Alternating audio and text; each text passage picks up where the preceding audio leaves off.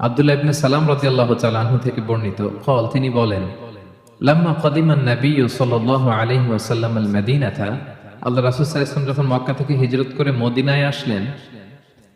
ইনজাফালান নাসু কিবালা লোকজন সবাই রাসূল সাল্লাল্লাহু আলাইহি ওয়াসাল্লামকে দেখার জন্য দৌড়ে তার চারপাশে ভিড় করল ওয়াকিলা قد قدم رسول الله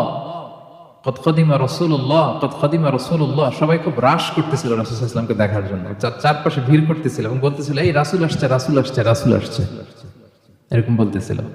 সালাসান তিনবার বলল এটা। তো আব্দুল্লাহ ইবনে সালাম বলেন ফাজিইতু ফিন নাস মানুষের সাথে আমিও রাসূলকে দেখতে আসলাম দেখি তো রাসূল আসছে কেমন উনি দেখি তো ফালাম্মা তাবায়ানতু ওয়াজহা আমি দূর থেকে খুব স্পষ্ট তার চেহারাটা দেখতে পাচ্ছিলাম না কিন্তু কাছে এসে যখন স্পষ্ট তার চেহারাটা দেখতে পেলাম